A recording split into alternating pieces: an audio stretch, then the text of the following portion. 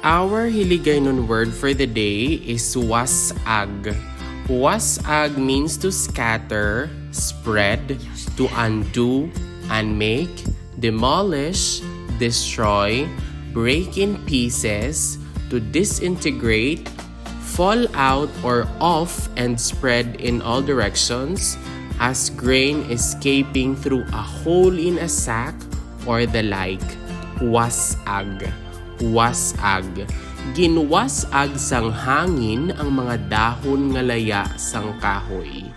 The wind scattered the dead, dry leaves of the tree.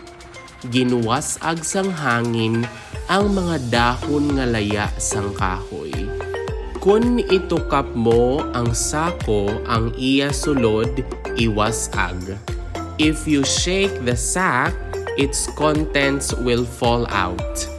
Kun itukap mo ang sako, ang iya sulod iwasag. And that is all about our Hiligaynon word for the day, 𝗧𝗢𝗢. If you learned something new from this video, please don't forget to click like, leave a comment, and subscribe. Moreover, you might also want to watch the next video on the screen. Maraming salamat, thank you for watching, and see you in the next video.